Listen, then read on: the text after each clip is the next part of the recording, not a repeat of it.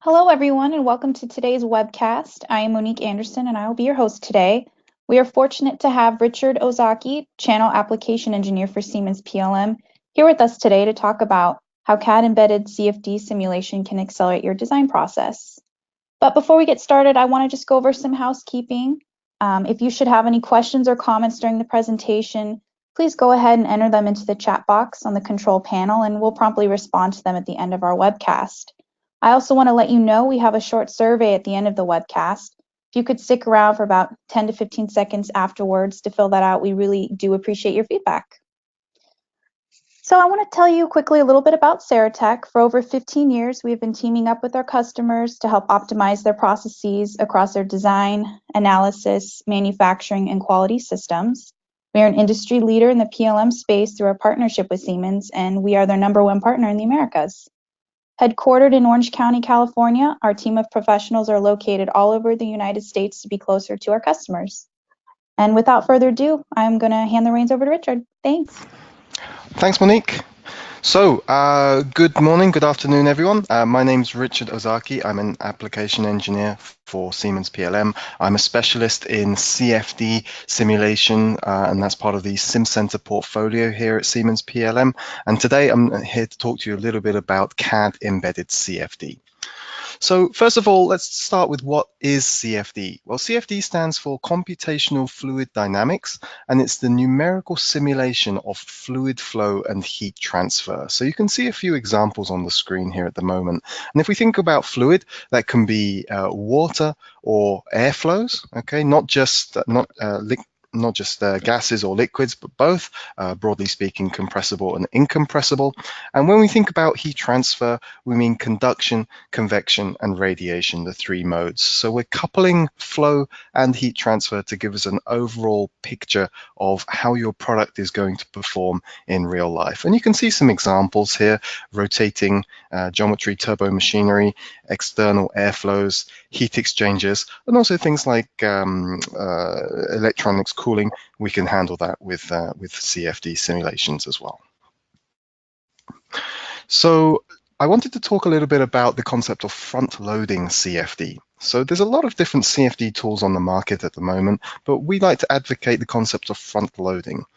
This means that if you perform simulations up front, shift that process left in your design process, do those things up front, catch those problems early on, then you're going to reap the benefits downstream when it gets very, very expensive to change things, and the room for actually changing that, changing the actual design process is very difficult. So shift left. If you can do a lot of simulations earlier in the design process, you're going to have the biggest impact on your product performance. So the product I'm going to be talking about today is called Flow EFD. This is a tool from Siemens PLM, previously Mentor Graphics. You can see in the animation on the bottom right there, this was acquired by Siemens PLM earlier in 2018. It is a general purpose 3D CFD tool. It allows you to visualize flow patterns, pressure drops, predict operating temperature. So it's really a predictive tool to allow you to simulate your products directly within your CAD environment. And that's really critical. There's 5 versions of Flow EFD. We have an NX Solid Edge from Siemens, Creo from PTC, CATIA, and SolidWorks from Dassault. So these 5 CAD programs are probably the most popular on the market at the moment, and we have a version of Flow EFD that can sit inside of there. Now, one of the key differentiators is Flow EFD is designed for CAD designers to be able to perform CFD analyses. You don't have to be an expert to use this tool. It's very easy to learn, and it allows you to do things like leverage parametric CAD features for optimizing the geometry. If we look at Flow EFD versus traditional CFD, then with traditional CFD, you need to come out of the CAD software, maybe exporting a step or a PowerSolid file, perform your CFD analyses in a standalone flow tool, look at the results, and then you'd need to go back to the CAD, make any changes you might want to make, and then go back again, exporting a step file, remeshing, resolving, and then looking at the results. So it's a very disjointed process. With Flow EFD, we're directly within the CAD system. Your simulation stays in sync with the CAD geometry. Any changes you make are instantly reflected in the analysis. So it's a really easy way of performing CFD simulation directly on the CAD geometry in your CAD system. So here's a few different capabilities of Flow EFD. You can see it's a general purpose tool. We can look at things like mixing, refrigerants, electronics cooling, aerodynamics, wide range of different applications here. Rotating equipment is something where we have a sliding mesh capability. One of the new features for version 18 of Flow EFD is our freeze surface. On the right hand side, you can see we have a tank that's filling up where we have an interface between liquid and a gas. So we can perform a wide range of different calculations with Flow EFD. It's not just limited to certain niche applications.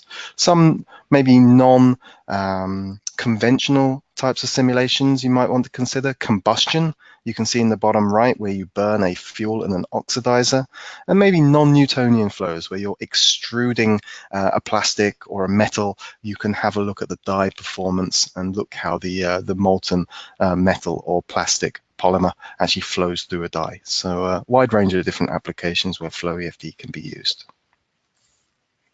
Let's have a look at a quick video. This is Flow EFD for Solid Edge. You can see we're looking at the flow within a valve.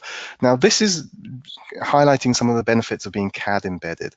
With the Solid Edge synchronous, we can make a change to the geometry very quickly, right? We just move the angle of the outlet of the valve there, and then we can just update the analysis and look at the results very, very quickly. You're not having to export anything. We're leveraging the features in the CAD platform to make a change and then look at the delta between the two projects.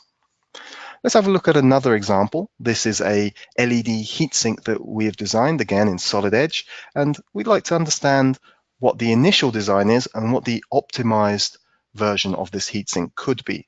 So we can have a look at things like the mass of the heatsink, compare that with the LED temperature, and we can do a design exploration to try and get the best design of our heatsink that we can, again driven by the Solid Edge parameters, expressions, and the features that are built into the CAD system. So you've still got that intelligence from the CAD, which you can leverage with the simulation. Very, very powerful. So let's have a look at a few examples of Flow EFD in action. I've got a few different examples here that I wanted to highlight.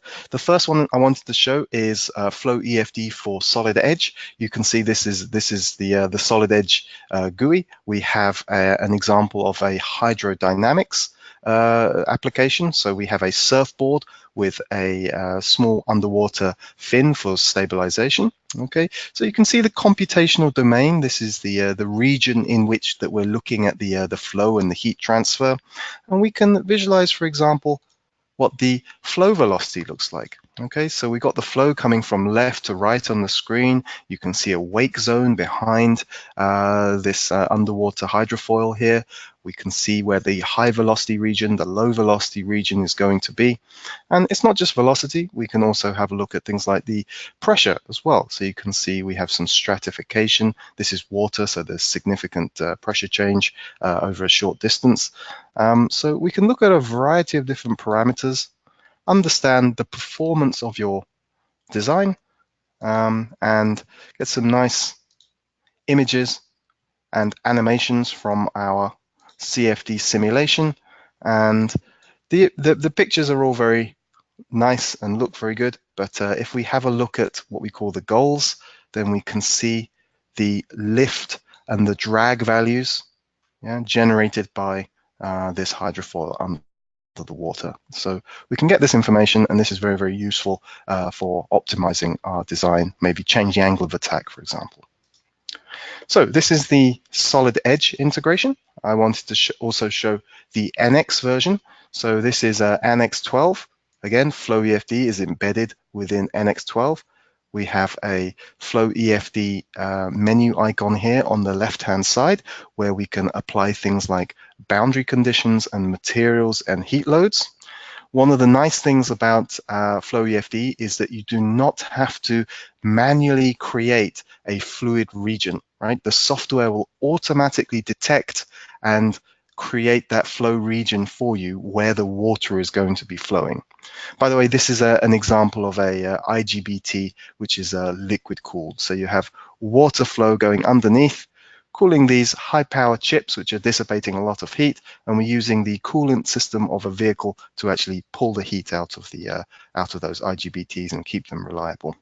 So we can do things like apply boundary conditions. So here we have 5 liters per minute flow rate coming into the system, and then we have a downstream pressure on the outlet as well. So that's our fluid flow. What's our temperature going to be? And we have 360 watts dissipated on these 6 large chips on the top, and 144 watts total on the smaller diodes there as well. So we can have a look at what the flow looks like. So we can visually see the flow going through the pins there, and we can actually make that a little bit, make that go all the way to the end. Just one moment. Let's make that.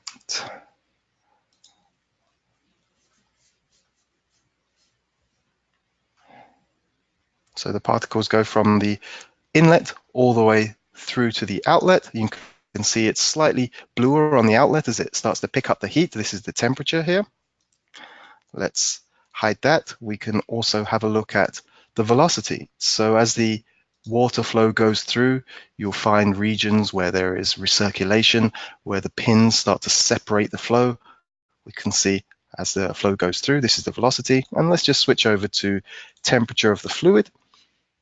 And if I just auto range this, we can see the flow coming in nice and cold. And if I probe that at 65 degrees C coming in, and then on the outlet, it's more like 67, 68, something like that. And as the heat, as the fluid picks up the heat, it gets heated up. And then finally, we can also have a look at the cold plate temperature, which gives us an idea of how hot our cold plate is going to be getting. And again, let me just auto range this, and we can see the temperature variation on this copper cold plate in the IGBT cooler.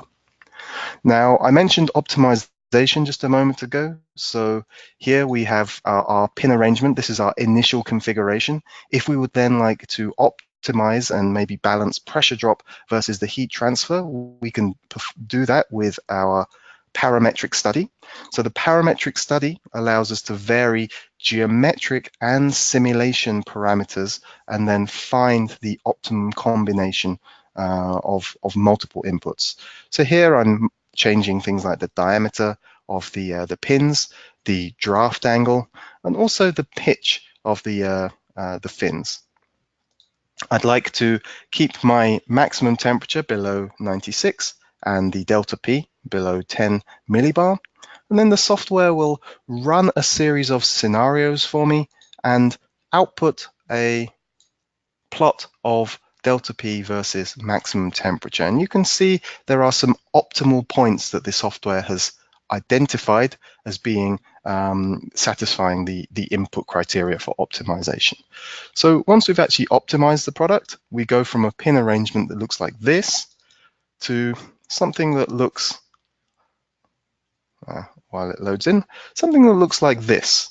Okay, so this is maximizing the heat transfer while satisfying the pressure drop across my IGBT cooler. So you can see there's a lot more fins in there. They're a little bit fatter as well, so there's going to be a higher pressure loss, but it's getting better heat transfer also. Okay, let's jump over to another example. This is PTC Creo. I have all these different CAD systems on my machine. This is PTC Creo. This is an internal flow looking at the flow through a quick release valve. And you can see up here, flow analysis, Flow EFD. Again, we have our Flow EFD tree where we can apply boundary conditions to the inlets and the outlets of our quick release valve. And again, we can have a look at what the flow looks like as it goes through the system. We can see what the delta P is going to be. I'm plotting pressure here at the moment, but we can see 60 psi upstream, 30 psi downstream, and we can change from pressure to velocity, for example, and we can see the variation of the flow velocity through our quick release valve. And we can animate that, move that backwards and forwards through the geometry. Again, not leaving Creo or Solid Edge or NX at any point. We're doing this directly on the CAD geometry, on the native parts in the CAD system. And one very last example, this is CATIA from Dassault, a very popular 3D development CAD software. We can see this is an LED streetlight application that's been developed. So we have several LEDs. We have 16 here. A heatsink has been designed on the back of the LED unit, and we'd like to know how hot these LEDs get. So in CATIA as well, you'll find a Flow EFD option, which becomes available when you install and license Flow EFD. And what that allows you to do is look at temperatures in your LED unit. We can hide the geometry. We can probe the model and see our 20 degrees C ambient. We can see our heatsink temperature at 80. We can see our LED temperature at 100 degrees C. So depending on the materials that we've chosen, we'll get a certain temperature rise across the system. We can also have a look at things like the heatsink temperature. There is a very distinct hotspot under the center LEDs, okay, and then cooler on the outside. We can show the PCB temperature as well. Again, hotspots where the LEDs sit down and the board temperature overall.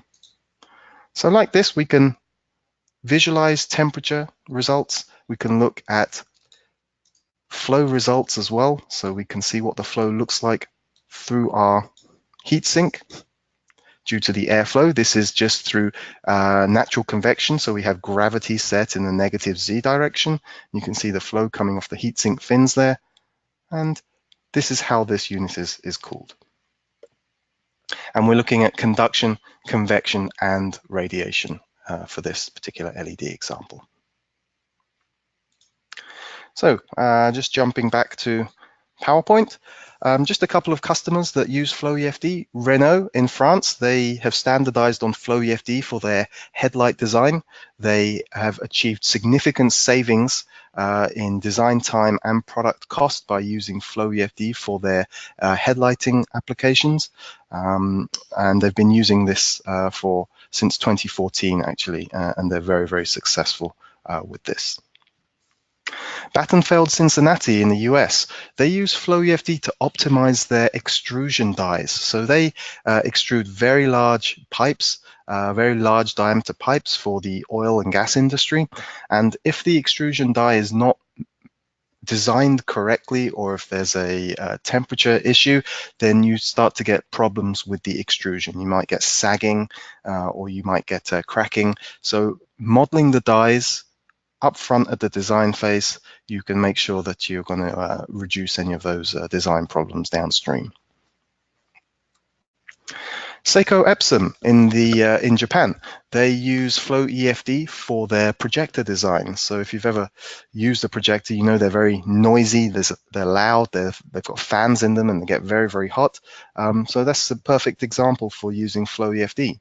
We can look at the airflow within the system. They use Creo for their design, and they can make quick design changes and see if they're going in the right direction for their heat transfer within their projector systems.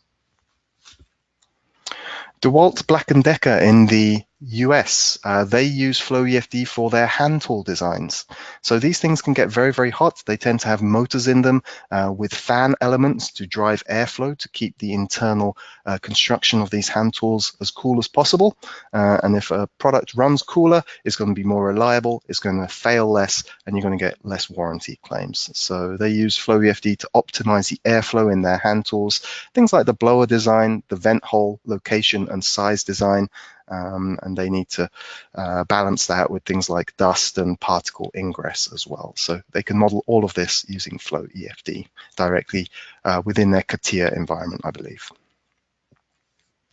So finally, why perform CFD or Flow EFD analysis at all? There's three main ROI points for performing CAD embedded CFD. The first one is product reliability.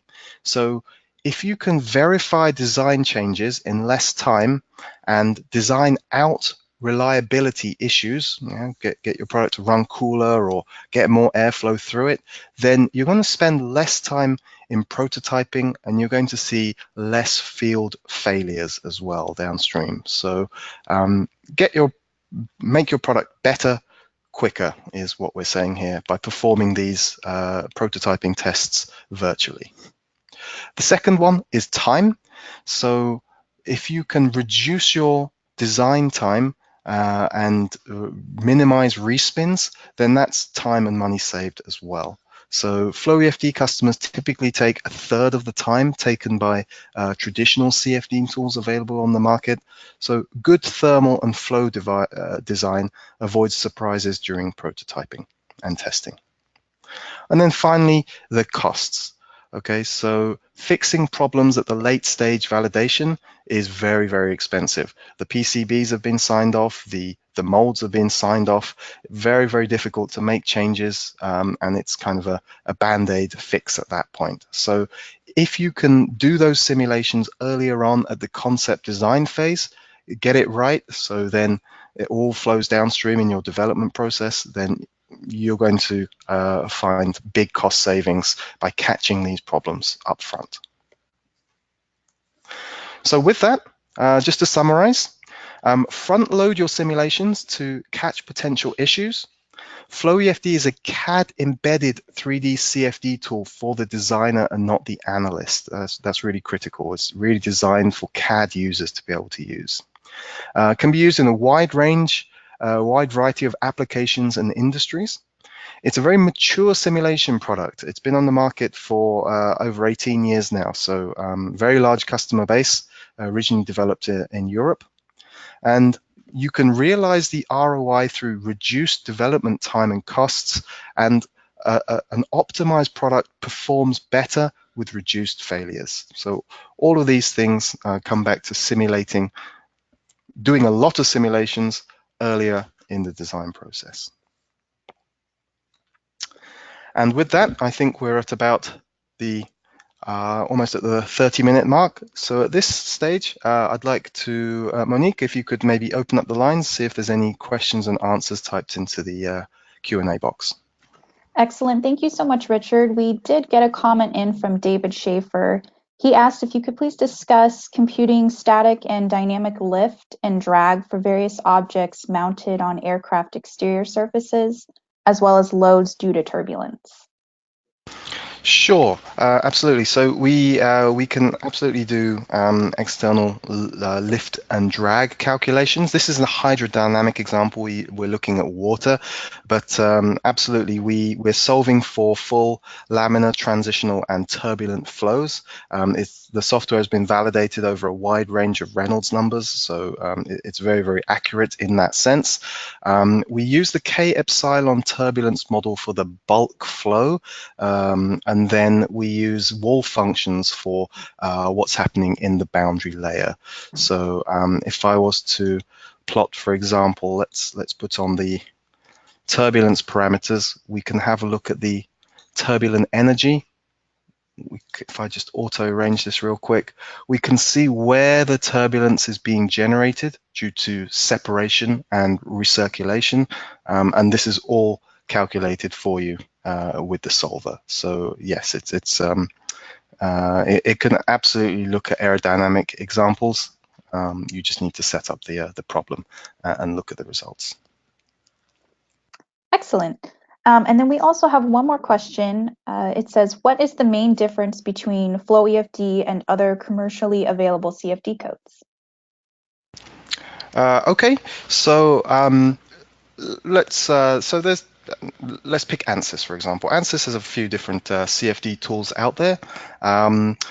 That's probably what I'd call a traditional CFD product. It's standalone for one, and the other main differentiator is it's aimed more at the analyst or the R&D engineer rather than the CAD engineer. So we're targeting a very different market, the CAD designer. We're saying that these guys can do simulations, your basic run-of-the-mill standard simulations without having to go to a specialist. So we're democratizing CFD by giving it to the CAD designer. So I'd say the main difference is one is CAD embedding, not standalone, and the second one is the user persona is the designer rather than the analyst.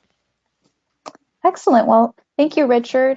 We don't have any more questions currently, but if anyone thinks of any, please be sure to email info@saratech.com, and I would be happy to get those questions over to Richard so he can answer you. But for now, we will be posting this video to YouTube later today. Feel free to pass it along to your friends and colleagues, and please be sure to subscribe to our YouTube channel. Follow us on Twitter and LinkedIn for upcoming webinar dates and topics. And please don't forget to stay logged on after our webinar concludes to fill out our survey. Let us know how we did and what you liked. All your feedback is greatly appreciated. Thank you everyone so much for attending today, and have a great rest of your day.